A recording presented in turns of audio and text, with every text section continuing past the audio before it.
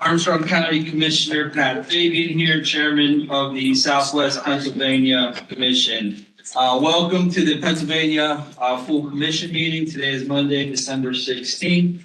On behalf of SPC and myself, happy holidays, folks. I hope everybody has their Christmas shopping done. Let's take a little poll here. Who has their shopping done? I mean, some of you have some work to do, so we'll try to get through this quickly. Maybe you can pick something up in the strip here after this meeting. Again, welcome. Mary, do we have a quorum? Yeah, pretty good. Thank you very much. Under agenda item 1, at this time, any conflicts of interest declaration on any of the action items, can you declare that at this time? None? All right, looking for a motion to approve the minutes from October 28th, 2024. I move. Thank you, Chris. Do I have a second? Second. Second, Commissioner Straight from Armstrong. Any questions, comments, or revisions? Not hearing any. All those in favor say aye. Aye. Opposed? Aye. Thank you. We do have someone signed up for public comment. You'll be given 5 minutes to comment. Mr. Boris? Yes. Good afternoon. My name is Greg Boris, and I live in Lebanon. I come to you today to talk about safety on our streets and in the region. What I share will have a lens on my community, but it applies to other communities across the region and the state. In particular, I'm concerned about the safety of those people outside of motor vehicles. The essence of my message is that speed kills, and we must address that. I live in Mount Lebanon on Washington Road. Lebanon prides itself on being a walkable community. My wife and I moved there just over 2 years ago because Mount Lebanon is a place where we can age in place. We're able to walk or bicycle or take transit to most everything we need or want in our lives. We also drive to our grandchildren's home 5 miles to the south, and we drive to other places where there's no transit, and we like going places. We do realize that the day will come when driving will not be an option, and we'll have to rely on other modes.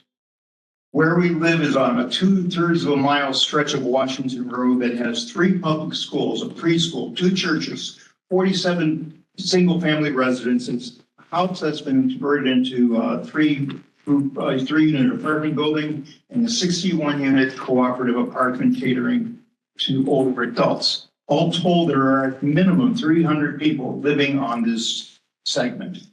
In this 3,500 feet, there are 3 traffic lights, a hot signal, school zones at the north and south end with a normal speed of 35 miles per hour in between, and almost 400 people, mostly students, walking to or from school outside the school zone on narrow sidewalks punctuated by utility poles. Safety on our streets is a function of education, enforcement, and engineering.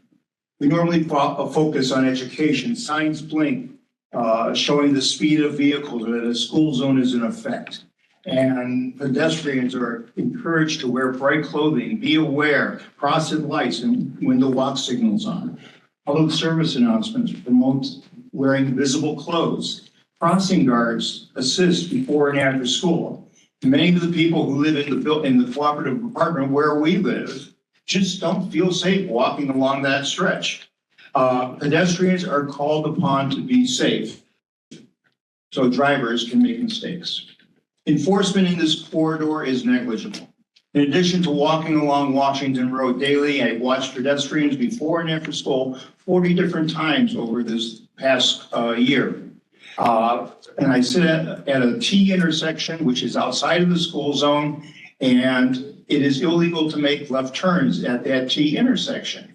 Yet at least one car every 10 minutes makes an illegal turn. During the 40 times that I have sat there, the 40 hours that I sat there, I have never seen any law enforcement addressing that issue. In fact, I've only seen on Washington Road 2 times right outside my building where any law enforcement has pulled over a car. Finally, engineering. The National Society of Professional Engineers Code of Ethics holds paramount the safety, health, and welfare of the public. We need to design roads so that they are safe for the public. Yet Washington Road is designed in the area south of the Uptown Business District as a highway, oblivious to the fact that there are residences and other places people congregate, lining both sides of the street, almost to the border with Bethel Park. This is an urban residential area. Given that safety is paramount in the Code of Ethics, the safety performance measure in the statewide transportation improvement plan catch my attention. When engineering ideas such as those suggested by NACTO manual to improve safety in this core, they're often dismissed because they don't conform to other standards. This spring, PennDOT reported that there were 1,209 people killed in Pennsylvania vehicle crashes last year. That was a 2.5% increase from the 1,179 traffic-related deaths in 2022. In September, it was reported that 537 people died in Pennsylvania in traffic crashes during the first half of 2023, and 551 were killed in the first half of 24. That's a 2.5% increase over the 2 years. We're going backwards. What really bothers me is in the STIP, PennDOT is called upon to set standards or targets for fatalities that in their submission. The STIP calls for more fatalities in the current STIP than in the past STIP. They have set as a goal more people dying. If you look at page 21 of the STIP, you will see those numbers. We cannot educate ourselves out of this death trap that we're in. We must first improve enforcement by making automated speed and red light enforcement available throughout the state. Secondly, we need to lower speed limits in urban residential areas to no more than 25 miles an hour. Third, we need to design our streets to make speeding difficult. Fourth, we need to do a systematic analysis of where there are clusters of traffic crashes by bringing in not only traffic engineers, but electeds, safety advocates, people who live in that area, and others to examine the events, identify possible causes, and suggest fixes with a focus on safety and promoting multimodal transportation. And finally, PennDOT and the MPO must set targets toward eliminating traffic deaths.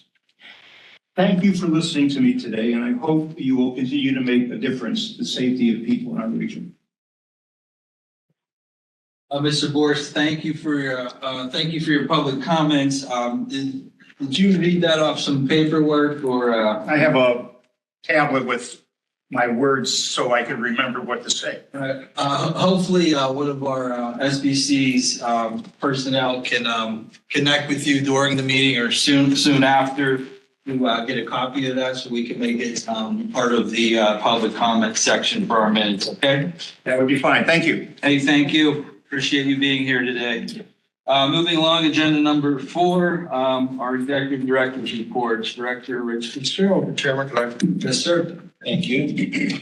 Alex, go ahead and start the slide presentation. First of all, I want to thank everybody for your level of cooperation in my first year transitioning in, and it's been a lot of transition throughout this year. Obviously, many of you getting elected for the first time, and many of myself and some others, taking over. And I think we've had a very successful year getting a lot of things done. And I'll highlight a couple early in the year when we were able to get the spike funding. And I know this was something that we have been advocating for in Harrisburg for a number of years. And when Secretary Carroll and Lieutenant Governor Davis came in early this year with the $130 million in spike funding to do some of our major bridges, it was very, very helpful and something I hope we can continue on in the years to come. And then right after that, we got a big grant from Secretary Buttigieg, along again with Secretary Carroll coming in. There's a picture of the staff and some of the members, the secretaries, county executive here, our congressional delegation, $141 million to improve the Parkway East and the East Busway, the Eastern Corridor for folks coming in from the eastern part of Allegheny County and Westmoreland County and even southern part of Indiana County. The work on the bathtub that, when we get these heavy rains, that shuts down the Parkway East for all folks trying to traverse from east to west. So it was very, very helpful in the work that we've done. Next slide, please. And this is just some of the trips we took as we went in May, a delegation of folks going to Harrisburg, making the rounds to our Senate and House leadership in both parties, as well as the secretaries of various departments, particularly around transportation, DCED, and other parts. And then our trips in the fall, going to Washington, there we are in front of the Capitol, as we made the rounds to our delegation, congressional delegation, the SBA, as well as Senator Casey, and just seeing the folks we needed to see. And then October, again, going back to Harrisburg to make sure that we're continuing to make our case in front of our leadership so that they know the needs we have. I know broadband has probably been at the top of the list because of all the BEAD funding that's coming out this year and early next year. We'll continue to move along those lines. Next slide, please. One of the things, obviously, we work on a lot is the locks and dams and the trip that Friends of the Riverfront and many other organizations hosted along the Allegheny this fall. I know our chairman was in the boat, paddling down from Westmoreland. No, we wasn't from Westmoreland County. It was the Marstrong County. No, we were all in Allegheny. All in Allegheny.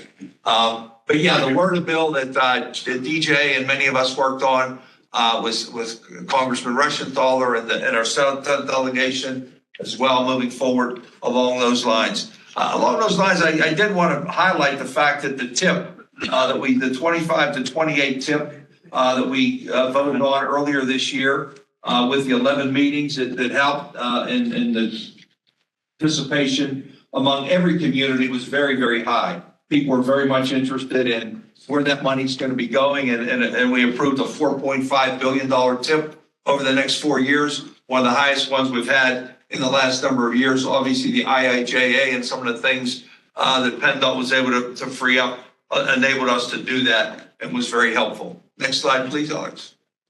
Talking about some of the counts across the region, and I know Lily might touch upon this a little bit in regards to some of the safety counts and traffic counts, where we are doing safety audits among many of the more dangerous intersections and dangerous throughways in the region. It's something we'll have to continue to work on as we move forward. Next slide, please. Supporting small business, Jen and her team, the things that we've done, we did that loan earlier today at the corporation meeting, something we're continuing to do, again, working with our friends, DCED and the Department of Commerce, as we can help all of our businesses and the economic input across the region. The one that came up before around AI, we do see many opportunities around artificial intelligence and the ability to create economic growth and jobs in that area. Next slide, please. Again, back to the workforce development work that we're doing. Our friends at the American Appalachian Regional Commission at ARC, again, bringing us grant money that we've been able to get, and working with our friends with DCED, something, again, we're going to continue to do. Again, getting the $62 million Build Back Better grant that this region was able to get, one of the biggest grants nationally that we were able to provide, and awarding a lot of that money. Jen and her team were able to do that. Next slide, please. And again, none of this would be possible without the great level of cooperation that you all provide. The one thing I did want to highlight for all of you is the amount of data that we're able to provide for you and your staff, your planning departments, your economic development departments, your public works departments, that the amount of data that we were able to generate on traffic counts, on safety, on air quality, on demographic numbers, job numbers, et cetera, very, very helpful. So thank you all for the work that you did. I know we've got a lot of challenges moving forward. Looking forward to working with the newly elected folks in Harrisburg and in Washington and move this region forward. So with that, that's my report, Mr. Chairman. Thank you, Rich. Anyone have any questions for Rich? All right, not hearing him. Rich, we spent a lot of time together this year, and I just want to thank you, but not only you, but the SBC team for all your hard work this year. And I think it's been a really positive year. I think it's been a successful year, and looking just to continue and continue that momentum going into 2025. Moving along, agenda item 5, Pennsylvania permits, fast tracks. Program overview. I'm going to turn it over to DJ Ryan, who's going to introduce David Wade, but I'll let DJ do that. Thank you, Mr. Chairman. Hi, everybody. One of the things that we have talked about, I think, throughout the entire year, really, but especially during our trips to Harrisburg, has been as we're working to attract new businesses to our region, and encourage construction and anything else really that needs a permit. The process takes a very long time. And one thing that we came across in the news recently is that the governor's office has announced a new program to help streamline that process. So we thought it would be beneficial for you all to hear from one of the people who's leading that effort in Harrisburg. So David, I don't know if you can hear us. I hope you can. I certainly can. So it's my pleasure now to introduce David Wade. David's the Chief of Staff for the Office of Transformation and Opportunity in Governor Shapiro's office, and he's going to run through the new initiative that the governor is working on. David? Thanks so much, DJ. And thanks to all of you for inviting us to be here and to tell you about this exciting program. The governor established our office in his second executive order since taking office to make Pennsylvania more business friendly. And so we're doing that in a variety of ways. We're very focused on the permitting challenges that I think we are all familiar with. We all know hold back a lot of progress here in Pennsylvania, and we're trying to tackle that in a number of ways. And we're excited about this fast track program as a way that is going to really take that on for the biggest and most complex projects that we in the Commonwealth are dealing with. Next slide, please. So the governor stood up this program through executive order just before the Thanksgiving holiday. And we're excited about it because obviously he's been very focused and made a central focus of his administration, getting economic development moving here in the Commonwealth, as well as permitting. And this program really brings those two together. So next slide, please. The way this program works is to try to create a lot of coordination between project sponsors, the various state agencies that they've got to deal with, and hopefully down the line, our local partners and even our utility partners as well on a voluntary basis. We come together around what we're calling a coordinated project plan that lays out all of the different authorizations, permits, et cetera, that a project is going to need to go from, kind of an idea on paper to reality.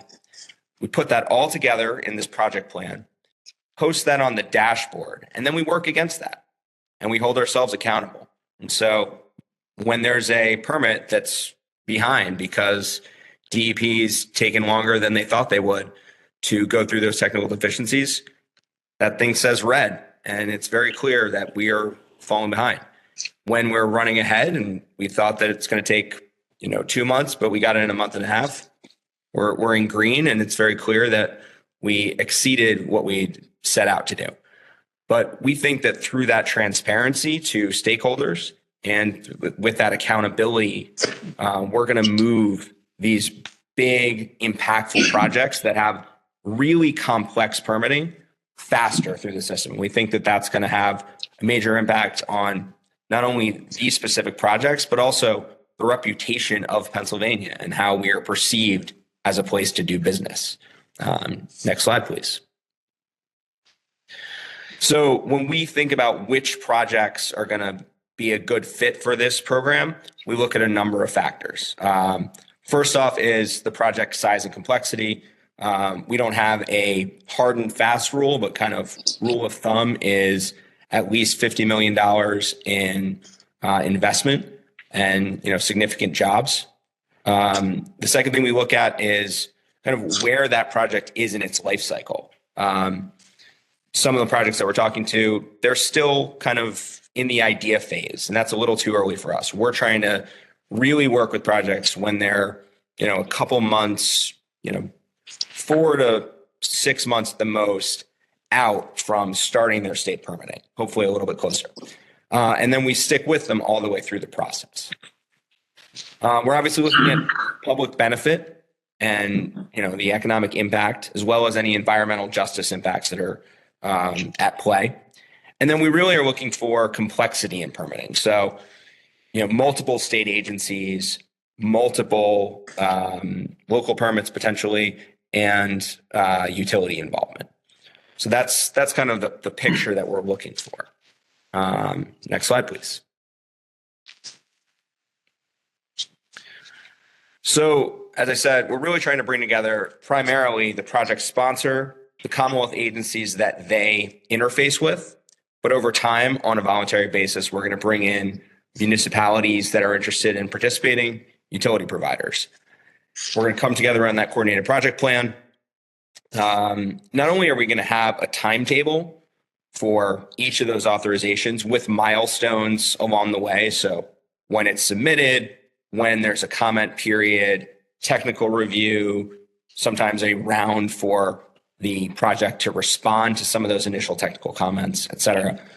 But the idea here is that if we're talking a lot early on, we can get ahead of some of the challenges that might arise later on that cause people so much frustration. So it's really about, making sure that the people who are really smart on permitting are talking to the people who are submitting and that they're having kind of an ongoing conversation. Then the last piece of this is obviously public engagement. We know public engagement is incredibly important, and we hope that this tool furthers that engagement by telling the public, hey, there's a public comment period coming up, et cetera. Then we're putting that all on a dashboard, and that's up on the web for everyone to see. So when we get questions, we turn to the dashboard. When any stakeholders have questions, they can go to the dashboard and see what's really going on in real time. So that is kind of the program in a nutshell. If you go to the next slide, please. Just want to highlight, this is only one piece of the permitting work that our office, on behalf of Governor Shapiro, is really working on when it comes to permits, licenses, certifications. We've got Fast Track.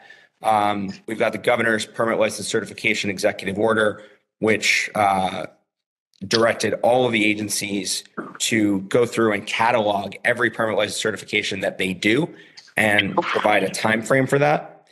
That led into Payback, which is the Governor's money back guarantee. So after we cataloged all of the permit license certifications, every agency committed to a time frame. Now there's a way to measure against that. And if your permit license certification is past the time frame that the agency committed to, you get a money back guarantee. We're also working on some internal agency dashboards to give governor and executive staff, senior staff, real-time view into permitting, which is something that's really, it's commonplace in most private sector organizations, but not really present right now in Commonwealth government. We're trying to change that. Last thing is the Permit Accelerator. It's a program we did to try to educate staff that's on the front line of permitting here in the Commonwealth on design thinking, on how to really make and sell change within an organization so that we can push initiatives and innovation in the permitting space forward, kind of from the grassroots up through the bureaucracy. So there's just a few of the other things that our office is doing. I wanted to make sure you all were aware of this. With that, I'm happy to take any questions.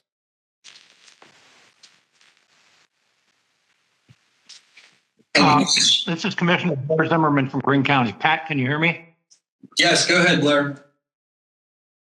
So my concern is, how many months out are you saying that's when you approach or deal with the projects?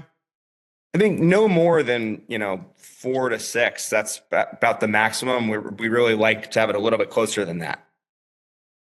4 to 6 from when they're starting my permitting. opinion, but to get to that point, there's a lot of stuff.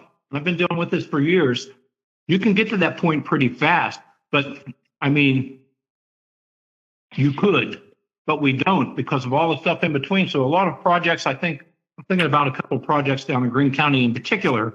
We could be to that point, but right now it's going to take months to a year, or maybe 2 years to get to that. And I hear what you're saying, but that doesn't satisfy our needs because it takes so much time to get to that 4 to 6 month window. And I still see that as an issue.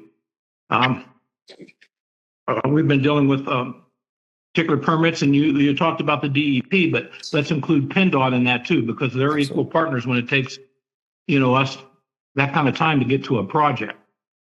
So just my concern that, yeah, we could get to 4 to 6 months, but to get to that 4 to 6 months, it's going to take a year or 2 years to get to that. It has in the past anyway.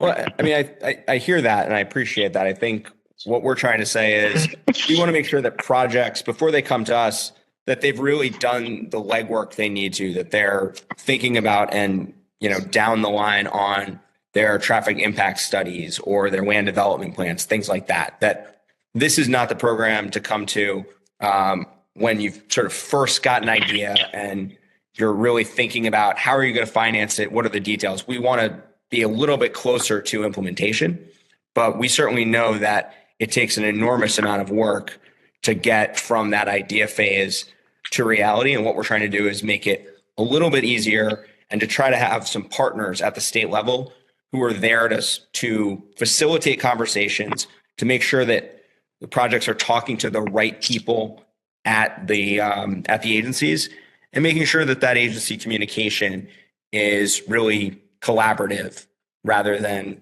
I think, as it sometimes gets, a little bit combative. Okay, thank you. Any other questions for Wade? No? The DEP just came out December 7th with newly proposed post-construction stormwater management policies that are greatly burdening construction companies. They're going to force them to have to hire someone who can put them through training so they can be certified to do the reporting, the analysis of monthly post-construction stormwater management and to carry out those policies. So that is, I have heard from many and talked to many construction companies, that is going to place a unduly burden upon them on top of the permitting process. So you need to be aware of that. They're not happy about that. And I'm just passing that on to you. I appreciate it. I have heard of that from a few other folks as well, and I appreciate hearing it from you.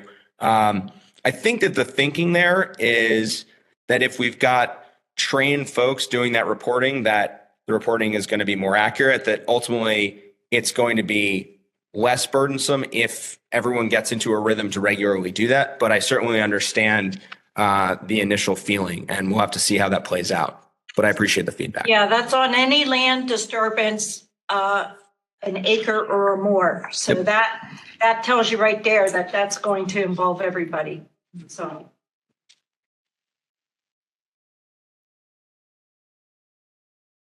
Thank you, Kim. Anyone else comments for Mr. Wade?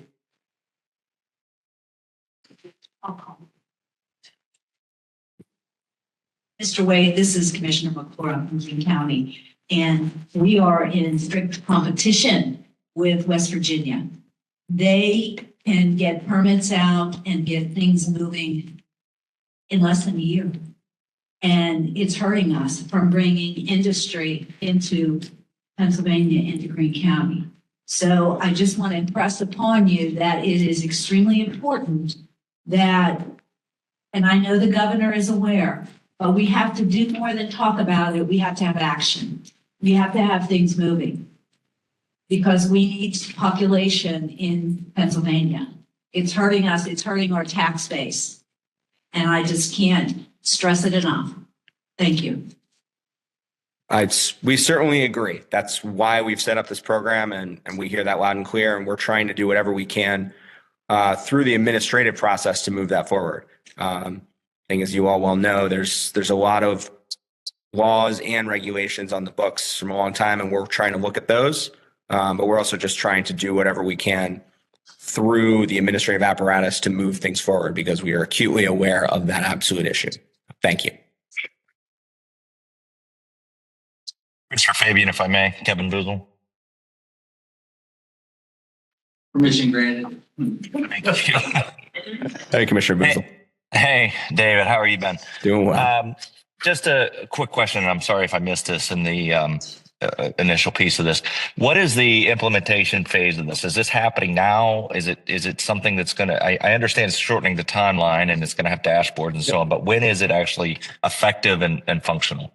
So this is up and running. We've got 3 projects that we've been piloting this with for the last 6 months or so. You can see those on our website when you go to PA Permit Fast Track. I think if you Google it, it comes right up. And our goal is to get that to about 10 projects within Q1 and see how we're doing. We don't have a hard and fast kind of cap. We're trying to find the strongest projects. We're trying to make sure that we have the resources to, provide the level of service we want to each of these, so that we're not spread too thin and we can really do what we say we're going to do, which is provide ongoing kind of handholding. But this is live. This is happening now. And if you've got projects, please send them our way, and we'd be happy to take a look at them and see if they're a good fit. Are you willing to come back in a quarter and tell us how this went for that time frame? That would be very helpful to see it in action. Absolutely. Happy to. Thank you.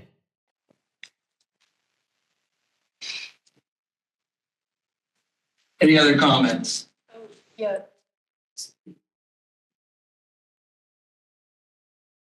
So just on about coming back in a month, I know this is maybe a little like extra work, but, we have I know at municipal level, we have permitting issues. So like if there's any best practices along the way or things that could be shared out, like cascaded. I can't speak for other folks here, but I know locally permitting is also an issue, slowing things down. So anything you guys learn through this and through your pilot that might be helpful elsewhere? Sure. Board or something.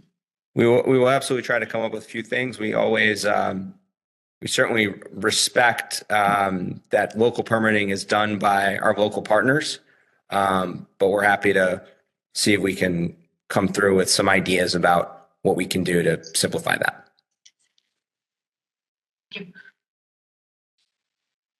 There's no other comments, Mr. Wade. I'd just like to thank you for taking time out of your day and presenting here to SPC. I think Commissioner Boozle had a great idea. If you could come back in Q1 or Q2 and give us a status update on the program, we would appreciate that. And we'll let DJ Ryan coordinate that with you as it fits your schedule. But again, thank you and happy holidays. Sounds great. Thank you very much for having me. All right, moving along, our fiscal director is sick today, so I'm going to turn it over to our executive deputy director, Jen Liptak, to introduce our folks for our CPAs from Mayor Dussel. And feel free to take a pen or highlighter that's in front of you, compliments of Mayor Dussel. So Jen, I'll let you introduce the folks from the auditing team. Thank you, Mr. Chairman. Today we have Tim Morgus, Michelle Hope from Merrill Dussel. Merrill Dussel has been the auditor for the SPC for several years. I know their work from my prior employment for Allegheny County, and they're here today to present the audit for 2023-2024. Okay, thanks, everyone.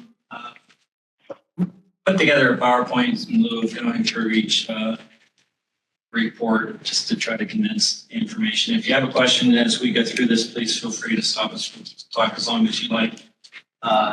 Just the audit deliverables, we will go over the community contract with governance, which is a standardized letter that talks about what we were engaged to do, what we found during our audit. We're going to talk about the single audit report, which is your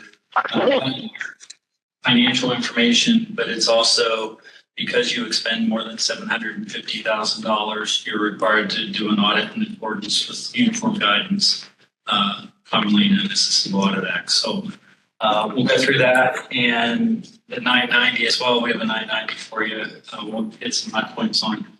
So the next slide is our responsibilities for conducting the audit. We did the audit in accordance with generally accepted audit standards and government auditing standards, commonly known as the Yellow Book, and uniform guidance, which are the federal compliance requirements that you have to follow when you spend your federal money. We went through your significant accounting policies. You had one GASB pronouncement that you adopted during the year, but it did not have any impact on your financial statements. So not much to say about that, but all the other significant accounting policies are the same. Accounting estimates, all financial statements have estimates, and none of your estimates we feel it necessary to point out. The disclosures as well, you have disclosures that enhance the financial statements. So your disclosures are pretty clear and consistent with prior years. No difficulties encountered in performing our audit. We were able to get cooperation from management. All they had access to all the information that we requested. No audit adjustments as a part of our audit process, which is a good thing because that means that you as a board can look at financial statements throughout the year and rely on them, not necessarily require that the auditors come in and adjust the balances. So that's a good thing for a board to see. Next slide. No disagreements with management about reporting matters. At the end of the audit, we'll obtain what we call a management representation letter that just simply says management follows everything to the best of their knowledge and agrees with the financial statements. The next slide, or the next point is no consultations with other accountants. And we made no arrangements with management prior to our retention. In addition to the standard paragraphs in this report, you did have a couple other matters which are required supplementary information and supplementary information that you include in your financial statements. So there's a paragraph about that. So the next slide talks about the actual audit report. We issued a modified audit opinion, which is the highest level of assurance that we can give as auditors. It's the type of opinion you want to have. It is 3 pages long because it includes some wording related to your single audit act as well. So I think Michelle's going to take it from here. All right, thanks, Tim. So on this page, you also see the management discussion and analysis. It's kind of a plain language version of the financial information and the going on during the year. So that's a nice place to start with a read there. The next bullet point, your fund financial statements, those are your modified accrual statements. Those do not include your long-term assets and liabilities. Both the revenue and expenditures were up over 7 million this year and almost 66 and 67% over last year. And that really is due to the grant activity. As you're spending those grants, you're putting the revenue, you're recognizing that revenue. On that fund statement, though, you're going to end up seeing a negative $569,000 general fund balance, and then an overall negative fund balance of $114,000. We're going to look at those couple of statements in a moment. We go to the next slide. So these next 2 slides are your full accrual statements. So these do include your long-term assets and liabilities. You can see the capital assets there just above the total assets number. Total assets at 6/30 were $20.4 million. But really the largest increase there are your accounts receivable. You're going to see a corresponding increase in your accounts payable as well. That's related to your Build Back Better spending. You had about $1.4 million in payables that you had year end, and then you're allowed to record that receivable as well. The next slide shows the liability section of your statement of financial position. Again, about $20.4 million.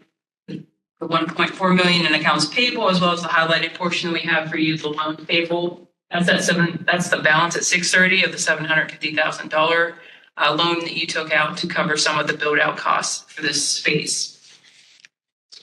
Going on to the next slide, this gets into that modified accrual presentation. As you can see that those federal revenues are up year over year. Again, the bulk of that is for your Build Back Better spending, as well as the in-kind that you needed to cover as part of the match for that money.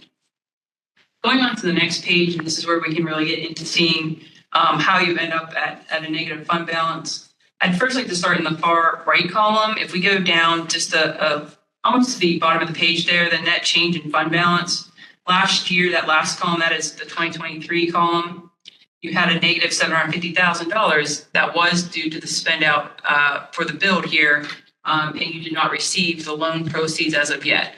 So in 24, you did receive those loan proceeds, which kind of takes care of that negative from last year, but now you have to pay those loans back. So part of the debt service that you see on this page is your 2024 loan payback amount, as well as you also have a lease for the furniture here in this building.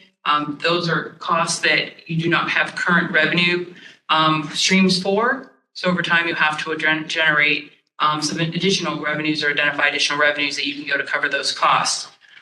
Included in 2024 of the capital expenditures line item is also another $270,000 of additional build-out costs for this space. Again, that 270 is not covered by current revenues. So then that really gets you down to that year-end fund balance of the negative 569,000.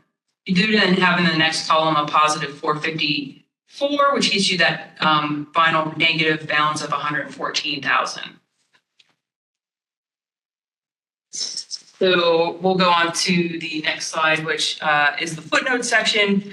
Not a whole lot of exciting things going on in there. Footnote 2 does talk about adopted and pending pronouncements. Tim talked about the adopted one that really didn't have an effect for you. There's another three or four out there that, again, for the next couple of years will not have a huge impact for you all. You do have supplementary information, the SEPA, that's the Schedule of Expenditure Federal Awards. This year, we did require to test 3 of your programs, your federal programs, your FTA program, your ARC Revolving Loan Fund program, and within the EDA, your COVID Revolving Loan Fund funding is still subject to a single audit as well as the Build Back Better money. I'm happy to report you had no findings over those costs. Of your federal expenditures, those 3 programs were half of the expenditures. So over half of your federal expenditures were subject to review.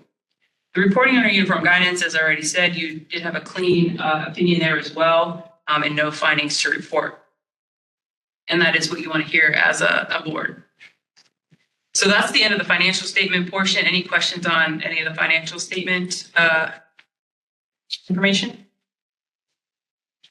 All right, hearing none. Just real quickly on your 990. So the corp is subject to filing a 990. That 990 has been extended and is due May 15, 2025. We will, though, once this is all said and done and you all give us the final okay, we'll get that submitted as soon as possible. We won't wait till May for that. Just some additional schedules that you attach to your core form. Your core form is 12 pages. You do have a Schedule A that tells the IRS that you are the corp is a supporting org. Schedule B lists your contributors. You will receive a public disclosure copy. What that copy does, it takes away the names and address of those contributors. If someone were to come in and ask for your 990, that's the version of the 990 you do want to provide to them. Schedule C is just some political disclosures. Schedule D, we like to call the footnotes to your financial statements. So some nice information there. Schedule J, when you have anyone that makes over $100,000 of reportable compensation, you do have to file Schedule J. It's a little more detail. Ask a couple other questions. Schedule R is for related organizations. You do disclose the relationship with the corporation. And Schedule O is a miscellaneous schedule for things you do not put on the core part of the form. That's a place to provide additional information. So that's really the end of our presentation. If there are any other questions at this point, we'll take them and Tim can close this out. Any questions? Just a summary of the audit. If you weren't paying attention, maybe this is the point where you could pay attention. You had a deficit this year. You have to somehow fund that deficit strictly related to what we have here in the building. Typically, SBC funds all of their projects from grant revenues as they expend grant expenditures. Unfortunately, this isn't a project, this is something different, so you have to come up with it. So it's we need management and they're well aware of that. They're on top of it. So with that, hope you enjoy your pens. Hopefully they'll be the highlight of your day. Yeah. So yeah.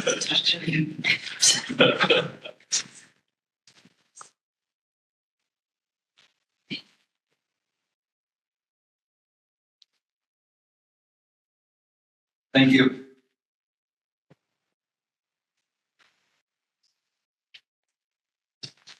Fiscal report, it's gonna be handled by, Jen as well. Thank you. Thank you, Mr. Chairman. I do apologize on behalf of Alicia. She is sick. She never gets sick. She's a superhero in my book, and it's surprising that even superheroes can get sick. So I want to thank her and her team also for their immense professionalism and work they did for the audit.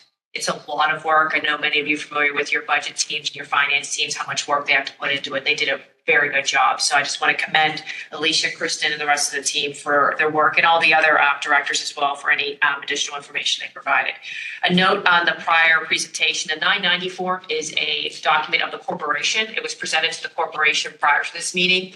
They mentioned it in here, but you won't see it in your packets because it is a function of the corporation, which is the fiduciary of the commission. So they did mention it in here, but I just wanted to note that's why you don't see it in the packet, but it was fully presented to the corporation.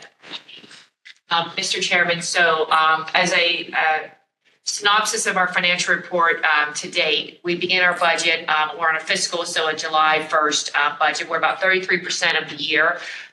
In preparation of this meeting, Alicia provided a summary as of October 31st. So you'll see that we are at 21% of budget with an overall budget of $22.9 million. So we want $23 million.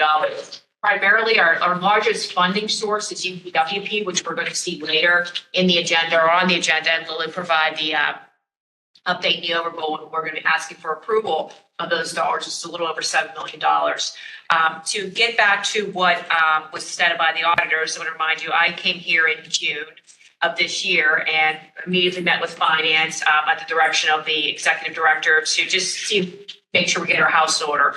The expenditures is related to is this building. There was a loan taken out, an internal loan, furniture purchased, et cetera. So right now we're trying to identify possible funding sources, which are general funding sources, just like general revenue in your counties.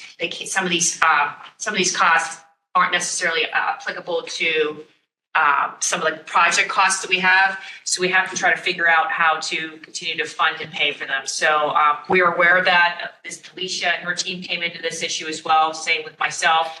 I guess roll up our sleeves, we'll make something work. But there was a strategic plan that was done that kind of went through some of our rainy day fund in the organization, and then the internal loan for the build out and the furniture. The furniture should be paid off in 2025, so it'll help lessen some of the burden, but just want to make sure you guys are aware that we are actively looking to try to figure that out.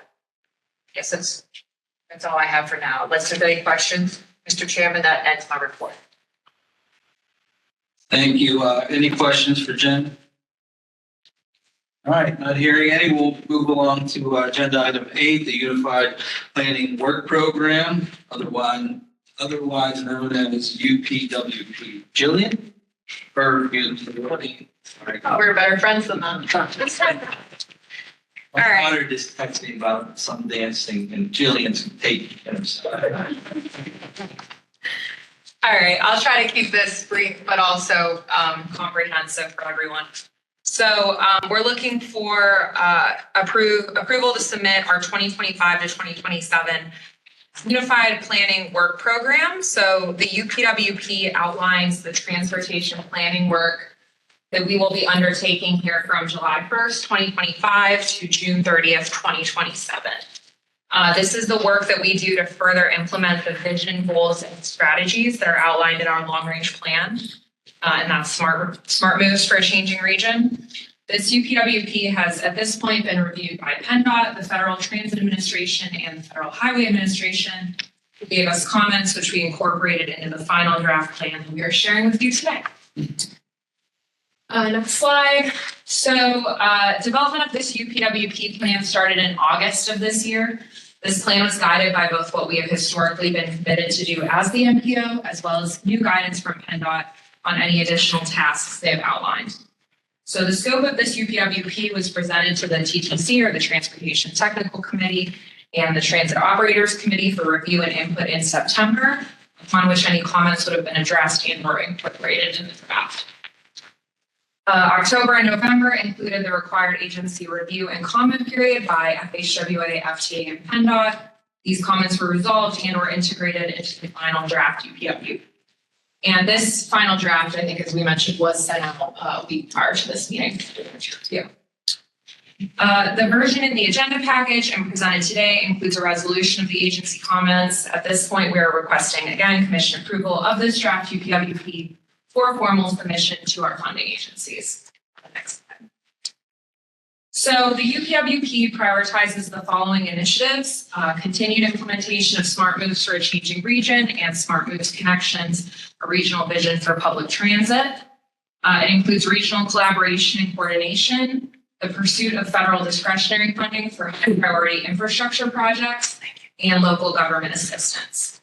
And the funding summary you can see on the right side, with what we receive from each of the agencies, as well as our match that we provide in order to receive these funds. Please note that the UPWP does not fund the activities of SPC's economic development, business development, and water resource programs. Next slide. Okay, so the UPWP is essentially a 2-year contract between PennDOT and SPC. It's focused yet flexible, so it outlines work that we are committed to doing in the next 2 years, but it also leaves room to take on additional initiatives when we have the time and ability to do so. There are 8 functional program areas, being transportation plans and programs, regional transit, transportation demand management, regional freight planning, operations and safety, data and modeling, strategic initiatives, and outreach and coordination. And you can see the percent that each of those programs makes up of that UPWP funding on the right-hand side. Next slide. So in these final slides, I'll highlight some of the activities within the functional areas. And on the right side of the slide, you can see some of the relevant strategies covered by these activities that are in our most recent long-range plan. So under the Transportation Plans and Programs Department, this plan includes long-range plan development, the administration of the 2025 to 2028 TIP, Transportation Improvement Plan, 2027 to 2030 TIP development, 2027 to 2030 TIP administration, staff support for TTC, program management, resiliency planning, and technical assistance. Next slide. For transit planning, this includes the Smart Moves Connections implementation. This will include the continued implementation of our Human Services Coordinated Plan, which is currently being updated and will be adopted under our current UPWP. And that is about improving overall access, especially for transportation disadvantaged populations, to public, private, and nonprofit transportation services available in the region.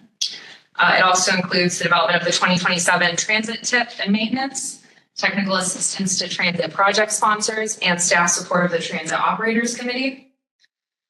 In the Regional Freight Planning Department, this includes the Regional Freight Plan implementation and update, freight forums and other communications, and continued implementation of our Regional Freight Plan and studying the economic and transportation benefits of our rivers and inland waterways.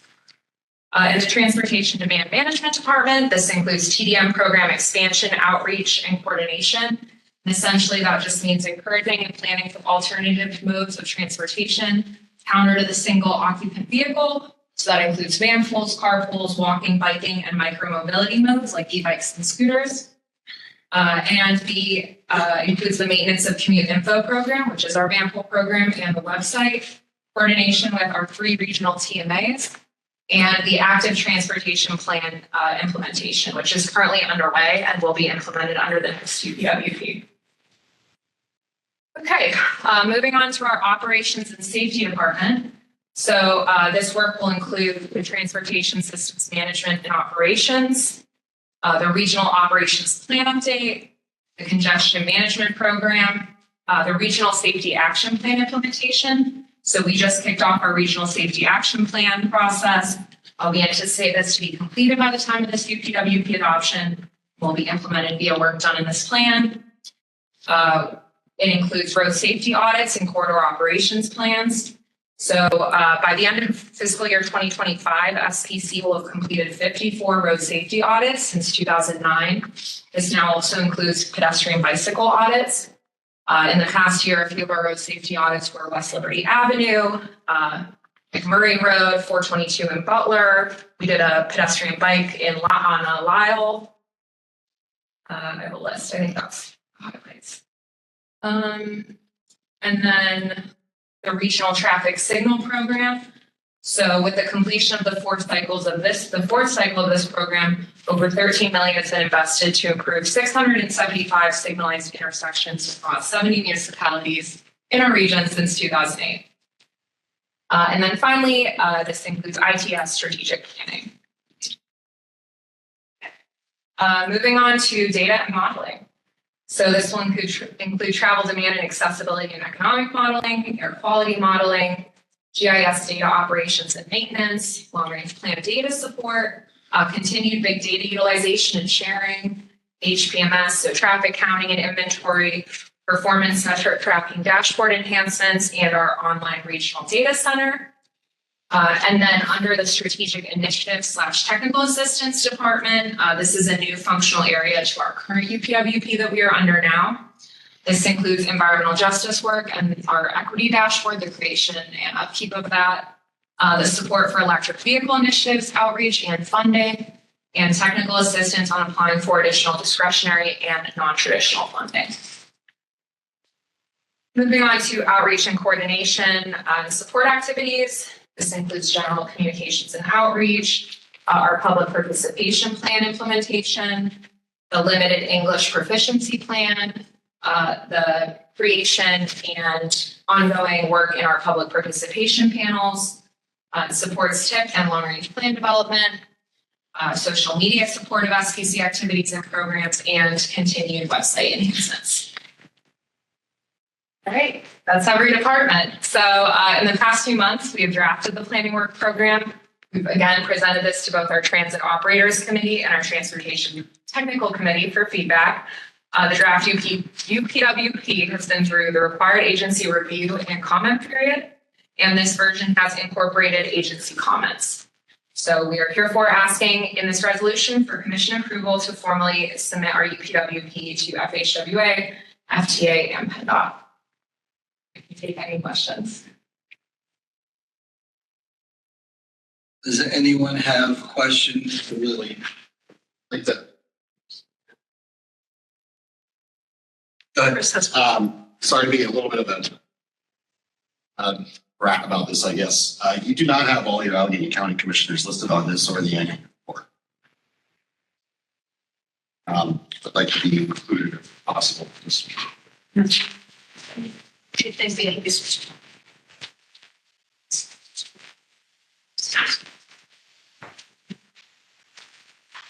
We will correct. Thank you. It was out of fiscal year, so that's why I think that happens. I think that was the case. Any other comments? So looking for a motion for adoption, I'd like to include it, or whoever's making the motion will include the correction of the Allegheny County Commissioners to be corrected before submission. So looking for a motion on the Unified Planning Work Program, Resolution 1120. So thank you, Nick. Second. Sarah, any questions, additional questions? We'll make those corrections. All those in favor say aye. Aye. Opposed? Thank you. That's a lot of work. So thank you for your time and effort. Yeah, mostly my team. As most of you know, I started a month or two ago. So shout out to our great managers and team in transportation. At least I didn't call you Dawn. So thank you again for to you and your team.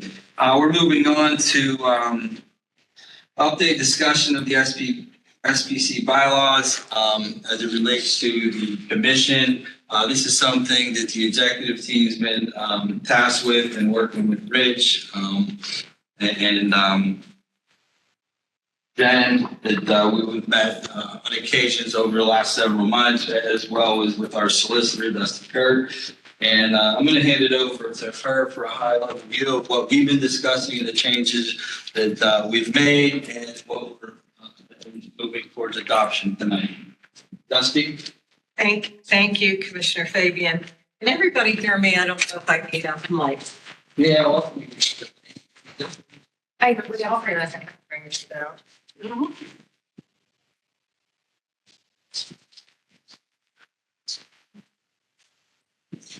It's so bylaws are so exciting. I want to make sure you can hear me. So, I really want to thank our team here who worked on this really for most of the year. We just also finished the corporation bylaws. I just want to take a look at that. But your officers and Jen Liptak, Jen has spent a lot of time working on these, and Rich too. So I just really want to thank everybody, because the last time these were looked at was in 2012. So they did need a lot of work, and we managed to get through them. So the first thing I did, I don't know if you've looked at these articles of agreement and bylaws in some time, but they were really, really hard to read because they had strange capital letters all throughout. So we cleaned them up, and to clarify it, we also made things gender neutral in it. We put the new address in, obviously. And one thing I noticed in your articles of agreement is there was no purpose for you in the agreement and the bylaws. And I know you have a really important purpose. So I took it from your website and I put in everything that you're doing. Just like you've heard, the whole transportation plan and all the work that you all do. So I put that in, I added your purpose, I added designation of you as an NPO, because that's what you are, a metropolitan planning organization. I made sure I added in that you did transportation technical work. So I added all of those things in to make it clear really what the role of SPC is. So if anybody was actually checking your articles and your bylaws, it matched your website. So one of the biggest changes we made, and it's I think it's clarifying how you are actually operating. We clarified that of the 5 commissioners that are appointed by a member county, 3 would be county commissioners, and I think that's what you've been doing anyway. And 2 could either be private citizens resident in the county or an elected official from local government. So I think we tried to make the way you've actually been operating to make it more clear.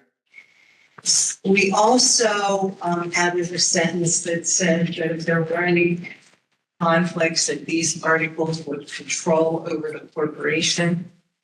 We talked about who had the right to vote and how that worked. And it was really just clarifying the voting power. And under Article 16, we wanted to make sure that these would supersede any prior articles. So that was just a general overview. But if you wanted to take a look at them, on page 2 of the amended bylaws, Article 7, that's where it specifies that 3 of whom will be county commissioners, 2 can be either private citizens or residents. We also put in the provision under Article 13 that in exigent circumstances, the board chair and the executive committee could make actions and then have in an informal meeting and then have it ratified later. And that was just to protect you in case anything came up that you needed to do in an emergency situation. So Basically, that is it. It's a lot of cleanup, but basically that's what's changed. Any questions for me?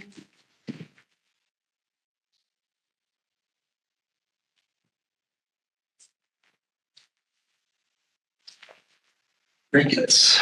I do have just like a general, and this is not, I don't think, a bylaw related thing, but just, maybe Rhonda, this might be more for you, is, because I know like with these documents, like the bylaw, if those are important, you know, like the bylaws and, the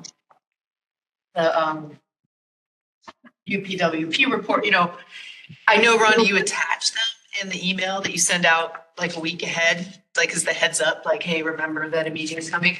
But would it be possible in that email to just kind of highlight the big stuff that we're going to vote on? Just because I know I speak for myself, like I get, you know what I mean? I'm getting so many emails and I'm like, yeah, okay, meeting next week. And I put it in my folder. But if I saw like, you know, maybe if I'm like, oh, bylaws are okay, I'll take a look at these bylaws before I come to the meeting. Do you see what I mean? Is that, I don't know if that'd be helpful. No, I mean, we're basically talking about this highlighting the discussion. Right, so if we want to read it ahead of time, you know what I mean? If it's something that we like, particularly if we want to read it ahead of time, we can. And then if we can come with questions, you know. I don't think anybody around here knows that. Thank you for your feedback. Any other comments on the bylaws? Question. So if there was no purpose in the bylaws prior to now, what was included on the 990? I think the 990 was more correct than actually your bylaws.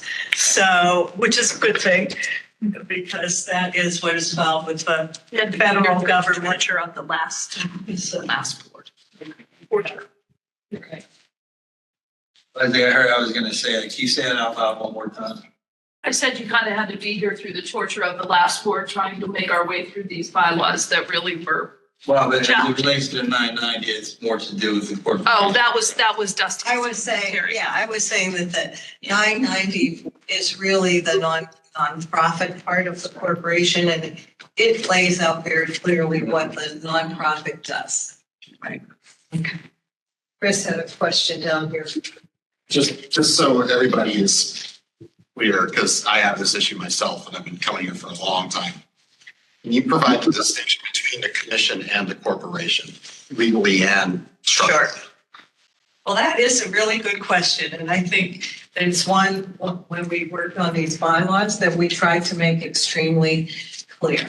So the corporation is the nonprofit that can accept grants and is the business generation arm of, because it has the funds. So it operates the business of this commission. And then the commission itself is doing all of the planning work, the Metropolitan MPO planning organization, the transportation technical work.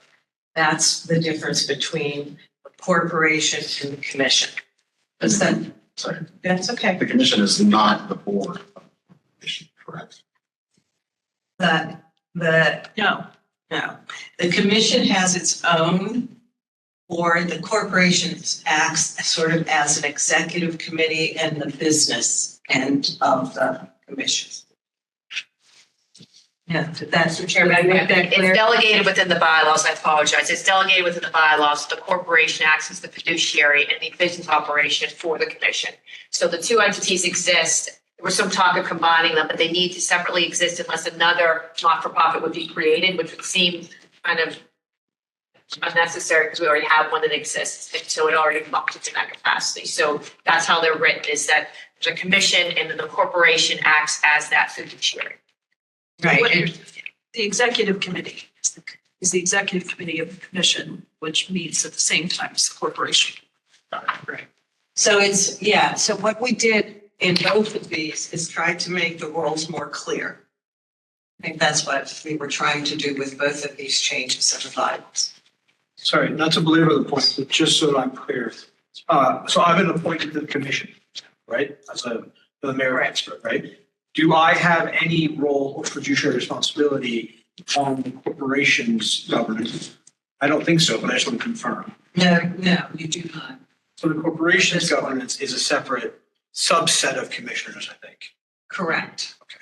That's correct. There are one of the commissioners from each of the counties is on the corporation board.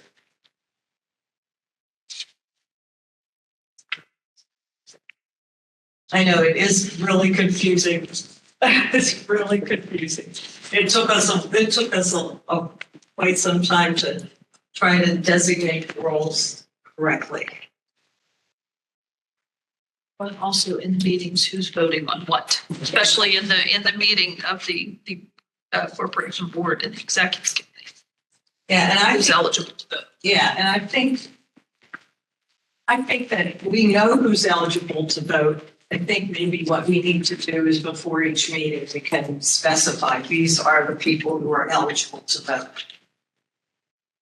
I know, Rich, correct me if I'm wrong, I know we did an orientation, but did we do that for commission or was that just the executive? It was the commission. It was, so. Right, do one for the corporation, I guess, if you thought that was. Well, maybe. It's the other way around. Did it for the corporation. Corporation, we did not do that. I don't remember an Orientation.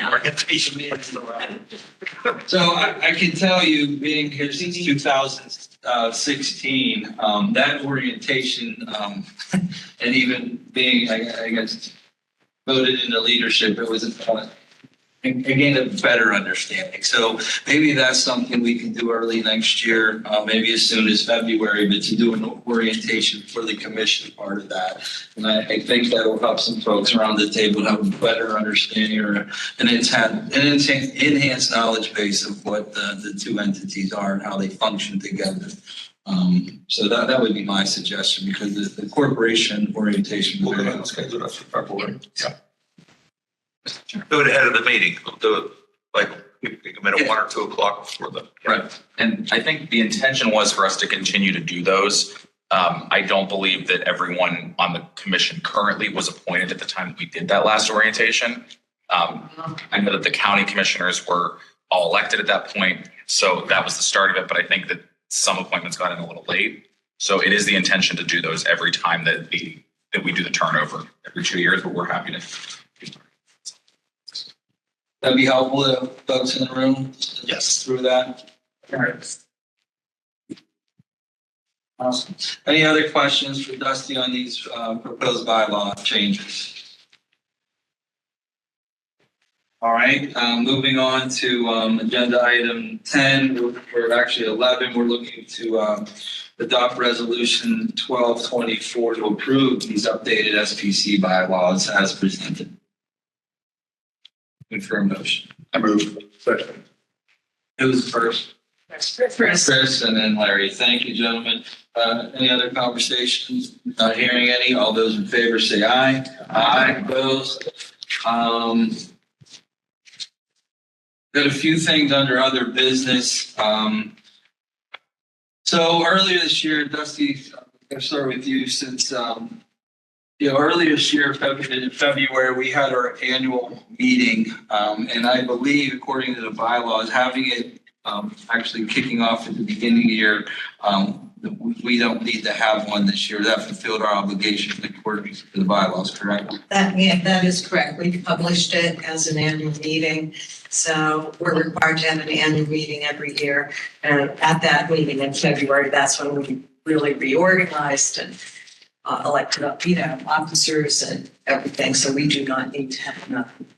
And since the bylaw stated the elected officers are in those positions for a 2-year term, I think we're going to try to get back on track next year and have our annual meeting at the end of 2025.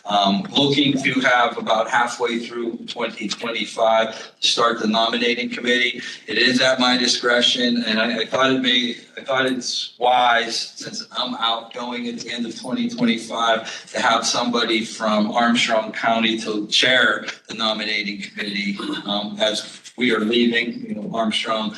And each of your counties, including the city of Pittsburgh, will appoint somebody to be on that nominating committee, and they will be bring forward to our new slate of officers and to most importantly, the secretary position. Typically, history shown that the vice chairman moves up to chair, and then the secretary, which Betsy holds right now, will move up to vice chair. So really what we're looking at is, somebody to nominate from any of the, 9 other counties in the city of Pittsburgh halfway through the year. And we'll ratify that at our annual meeting next year, pending their recommendation. Yeah, so we just really need one person from each, county and city to do the nomination. And we'll coordinate that later in the year when we're looking for that appointment to the nominating committee. Rhonda, you got a reminder of the panel appointments? Yep. I just wanted to remind everyone that your panel appointments are due by December the 30th. And those panelists will start their 2-year term January of 2025. A lot of you are already working on it, but again, I just wanted to put the reminder out there. And I look forward to your appointees here December the 30th. Thank you, Rhonda. And lastly, I'm going to kick it back to Jen to update us regarding the FTA Title VI review and plan. Thank you. Just a quick update and future, just a reminder for the future, I should say. But thank you, Mr. Chairman. So we received correspondence back from FTA regarding our Title VI plan. The Title VI plan was submitted in September of 2023. So we received this correspondence on the 12th of December. We had 60 days to respond. So we have to bring a document back to the commission for approval, which we plan to do. Given our meeting schedule is going to be a little bit off, we're probably going to it's okay with the chairman, send it out for an electronic vote, which we're permitted to do, but also make ourselves available if there's any individual questions. We do have a plan that's in place and was approved recently by PennDOT, which we're very proud of. We're going to, we have our meeting tomorrow with the FTA to go over the technical recommendations, corrections and recommendations they have, and then we will report back and keep you guys updated. But we will have that coming out. We do have to get it approved within that 60-day time period. So we may be bothering you a little bit just for you guys to give us a vote on that. So I just thank you for your time and thank you for allowing me to update people on that, Mr. Chairman. I see a question now in the chat box from Jonna. Do you want to unmute yourself and ask, or do you want me to read it? I've unmuted. I'm sorry, Mr. Chairman. I wasn't quick enough earlier.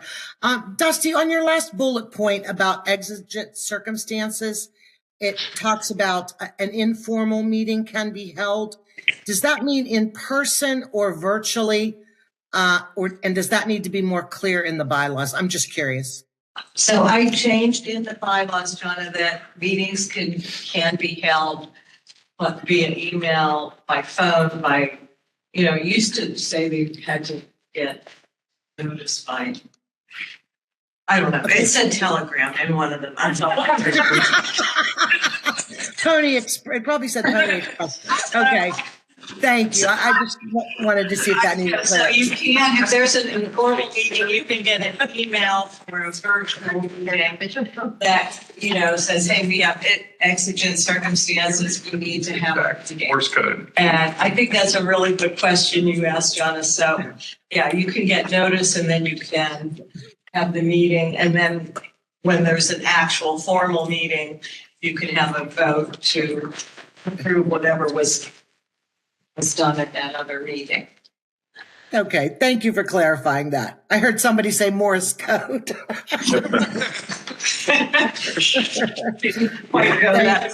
Pretty far. Thank you. I would carry our pictures. Just a reminder, the next meeting is going to be held February 24th, 2025. And other than that, I want to wish everybody a happy holiday. For you guys, folks that didn't raise your hand, a little lagging behind in your shopping. I got a motion to adjourn here and we can pick up a few gifts in the trip, so gotta get to it. All right, happy holidays.